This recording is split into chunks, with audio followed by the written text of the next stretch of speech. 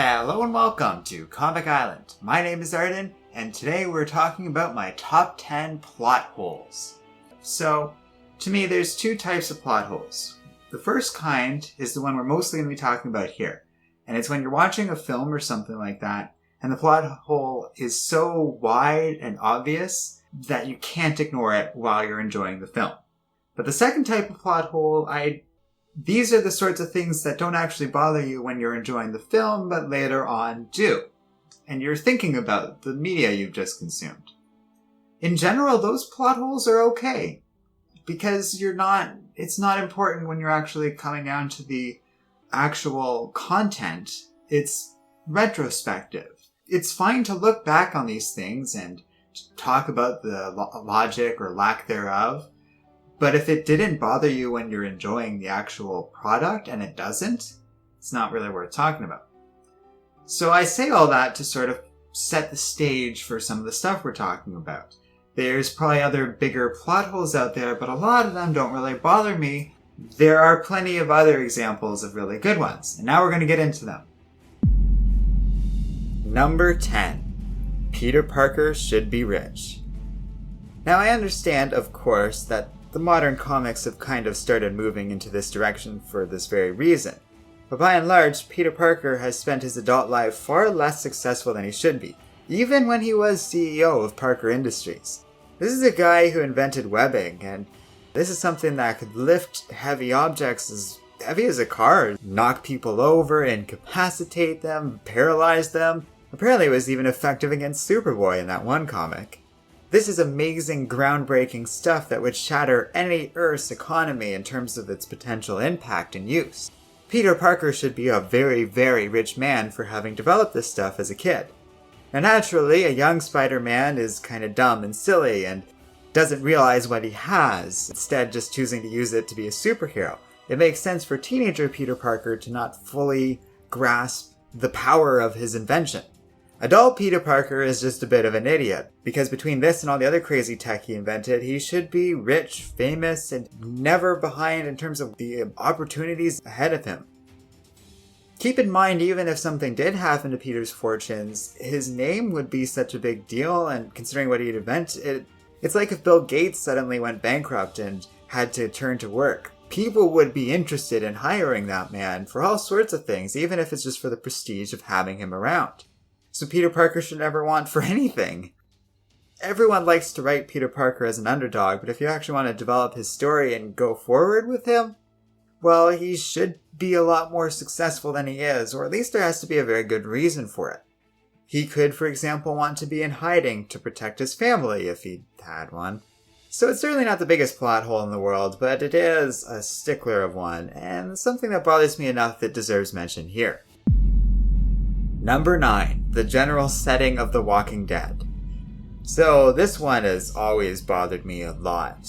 The Walking Dead is a series that I liked. When the TV show first came out, I remember being really excited. Because at the time, there were no zombie TV shows. Zombies, as much as they were increasingly being explored during this period within the world of film, were never shown in TV. So to have this new series that at the time was really good and polished was a big deal. After that, I discovered the comics and really liked those too, because after having mostly only read superhero comics and some select works by Alan Moore during my childhood, The Walking Dead was a fresh change of pace. However, there's aspects of The Walking Dead that have always bothered me. For one thing, there's way too few people around. We're often presented with an empty and abandoned world, and yes, while there are mobs of zombies, they should be way bigger than that. Think about the population of, say, Atlanta all on its own. Even if half of that population died, and only a quarter was zombified and the other quarter survived, we should see more people than that. According to Rick in one episode of The Walking Dead, they estimate half the population survived the zombie apocalypse. A baffling statement that I don't think the writers really thought through, because that does not match what we see whatsoever. Other aspects of the world of The Walking Dead I feel is disastrously unexplored and unexplained. The origin of the zombie outbreak or virus or whatever it is barely touched on in season 1 of The Walking Dead and has never been looked back on since. Fear of the Walking Dead would have been an interesting way to explore some of this stuff, especially how the government responded to all this and collapsed. While vaguely the show did do that in its first season, by the end of it we were pretty much in the exact same setting and mindset of Walking Dead proper. It's amazing to me that a long-running series shies away from doing more interesting things like answering some of these questions. It's because they set out at the beginning not to do these things, but they also didn't plan on having 150 billion issues or however many seasons the show's been going for at this point. Number 8, C-3PO who? It doesn't really bother me that Luke and Leia ended up paired up together because that makes sense of the Force acting in this weird way. These are people strong in the Force, so it kind of makes sense. But why and how is C-3PO and R2-D2 involved in all of these events as well? I mean, we know the real world answer because these are marketable characters that were a way to tie the prequels into the original movies, yet it makes no sense. The newer Star Wars movies have effectively doubled down on this nonsense, with C-3PO and R2-D2 appearing in Rogue One and whatever involvement they have going forward in the other new movies. I just don't get why these two droids are so important, though. Why it matters that the Force would theoretically lead to this coincidence of Anakin having built C-3PO and R2-D2 having saved Obi-Wan and Qui-Gon Jinn's life all those years ago. It just doesn't make any sense. Those were two random-ass droids that we saw at the beginning of A New Hope. They weren't special, they were just part of the story. The fact that they just ended up being instrumental in saving the galaxy was actually kind of neat and a more interesting take than one of them being created by Anakin and the other being this important droid that was personally thanked by the Queen of a sovereign nation planet thing? What? Number 7. Superman and Supergirl's Secret Identity. Now this is a popular one that is often talked about within the general community of the world of comics. It's the kind of thing that even like a hacky stand-up comic could riff about easily. But you watch these things and they only have glasses on but otherwise look identical to their heroic counterparts, and it's baffling that anyone wouldn't be able to get that. It doesn't matter how they act in person. Facial structure. It's already amusing enough that these masks and stuff work for Green Lantern and Batman, but there's no concealment whatsoever with Superman and Supergirl. Every time they try and pull this stuff off, it's always the silliest thing in the world to me. I love Supergirl the show, but that's a real thing that comes up all the time. Every moment that Luthor is just completely oblivious to the fact that her friend Kara and her friend Supergirl aren't the same person, it makes no sense to me. Some of the comics have done weird stuff to try and explain it away, like suggesting that Superman and I guess Supergirl give off weird hypnotic suggestions that make people not realize these things. I guess that works, but that even seems more confusing to me. Sometimes it's the little things that really bother me, and this is one that the comics have never really been able to do. You just sort of have to kind of accept it for what it is, though that's a good reason why I feel it's best to shy away from the whole secret identity at least a little bit. It's just silly. I look at this scene in Justice League where Lois Lane is shouting Clark's name while cops are standing like 2 feet away, and I just wonder, why bother making the secret identity a whole thing, or just be a little smarter? Why isn't she just shouting Superman's name? I could go on about this for a while. Let's just move on to the next one. Number 6. Captain America's freezing. This one moved all over this top 10 as I was writing and planning it out. The reason for it being I've had a hard time reconciling certain aspects of this. The freezing itself is troublesome, but acceptable to a certain degree. Unless we're just seeing the actual freezing process and the whole thing about Captain America waking up, it's pretty easy to ignore 99% of the time. Thinking about it for 2 seconds, it is a little silly. Most importantly, the fact that nobody ever bothered to investigate this plane crash and nobody ever found it until whatever time Captain America is woken up in, depending on what point in the canon you're looking at. In the MCU era, it's the most ridiculous, where it's like Tony Stark that found him 6 decades after World War II? But that's not what really bothers me, and that's not why this is here. What gets brought up more and can be more of an issue is Steve Rogers as an individual is a very progressive, forward-thinking man. It is very difficult to believe that he went through the super soldier program and grew up in the 1930s and 40s and has those attitudes. I'm not the only one who's brought this up, but yeah, Captain America would probably be pretty racist, or at least low-key racist, and it wouldn't really be his fault per se. This is the environment he grew up in. Almost everyone from this time period would be at least kind of like that. And that's unfortunate to think about because those are not the ideals that Captain America is meant to embody. Now, it does say something about the man. Maybe he privately didn't believe in a lot of the bigotry going around in the era he grew up in. It's possible. There were people like that. And I guess it's plausible that the military would pick someone like Steve Rogers, but it doesn't feel that way. It feels like they'd pick someone with more traditional beliefs. It is the sort of thing that can interrupt a good Captain America story, if you think about it too much. It would be nice if there was more stuff in canon about Captain America learning about these things, but you'd really need a fine hand when writing that sort of stuff. As much as it gets flack, Ultimates was kind of about Captain America dealing with that culture shock, and it was a little more interesting because of that.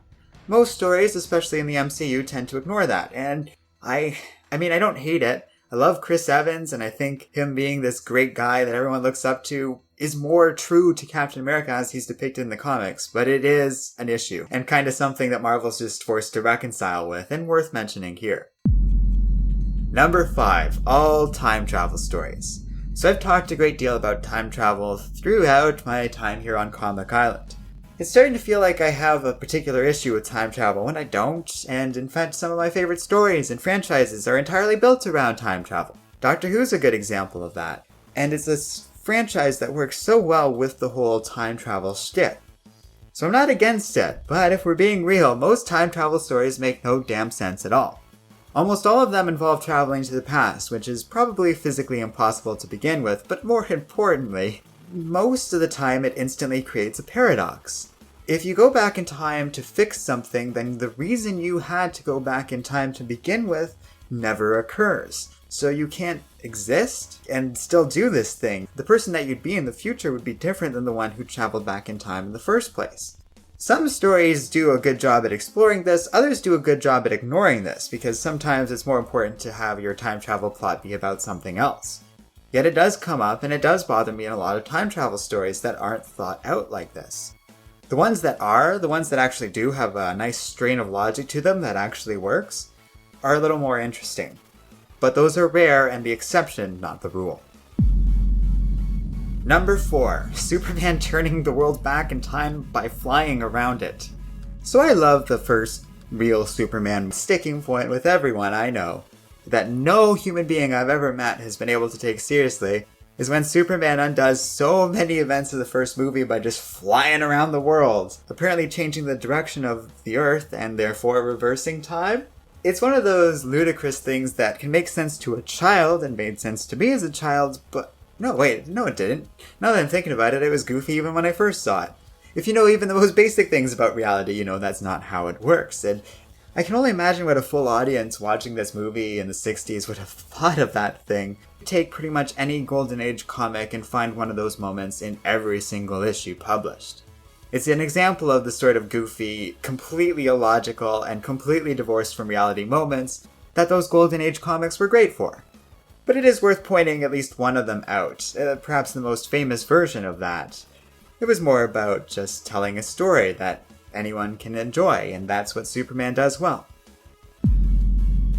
Number 3, 99% of the Joker's plans. The Joker these days is actually kind of getting a bad rap. I still love the villain. He's still the source of so many great stories and moments throughout Batman's history, but most of the Joker's plans make no sense, or at least they're so elaborate and insanely well planned that no human being could figure them out, yet let alone someone who supposedly represents chaos. This has been pointed out in The Dark Knight, where it's actually least important. That movie's so good that I would be shocked if anyone was actually sitting there in the theaters the first time they had seen it, thinking about how crazy and stupid the Joker's plans are. I'm sure there's some people out there like that, but it certainly didn't apply to me. In most stories featuring Joker, his plans are usually pretty insane and ridiculous, but can be ignored pretty safely because the story's good enough that it carries it. Yet, in so many Batman comics and stories where the content is a little subpar, it becomes way more obvious. Take Arkham Origins, for example. Because it's not quite as good as the Arkham games, the ridiculousness of the Joker's plan becomes even more apparent. Like, he disguised him... No, wait, I did it wrong already. He somehow managed to kill a big-time criminal in the Black Mask, impersonate him without anyone noticing, set up a massive evacuation of the entire city, which would be able to do a few times after this, hire a bunch of criminals to hunt down and work against Batman, and then I don't even know what the long-term goal of his plan was. Something involving Bane. The whole thing is insane, is my point. Yet you don't notice it in those earlier Arkham games because, well, they're better games. And that's the difference that a good story and writing and gameplay and content can make. Quality matters, and it really affects whether or not something is a real plot hole. In subpar Batman stories, the Joker's plans can utterly crush my suspension of disbelief, and it really is one of the worst examples of a plot hole that can show up in comics. Number 2, most conflict and drama. So this is definitely an umbrella term, but it is worth talking about how drama and conflict are depicted, especially in the world of superhero comics, but in comic books in general. Most forms of fiction tend to rely on reasons for drama and conflict that don't exist in our world. In our world, people talk things through and figure things out. Yes, there is drama in the real world, but by and large, a lot of that drama is more natural and based on existing issues within a relationship or even just a friendship between two people. So here's an example. Teammate A sees teammate B comforting teammate C. In a normal world, teammate A asks what's wrong with teammate C and wonders what's going on. In comic book world, teammate A assumes teammate B and C are in a relationship together and gets super jealous and makes a rash decision and runs away before teammate B can explain him or herself. Or pretty much any crossover story where two superheroes find one another and through some misunderstanding they end up fighting. Probably be able to explain themselves before getting into a fight, but that would mean that we wouldn't get to see Spider-Man fight Superman, or any number of great battles we've seen through crossovers along these lines.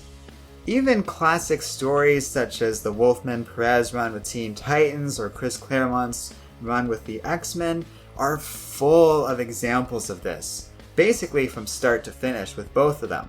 Weird stories of soap opera type drama that just doesn't feel at all real.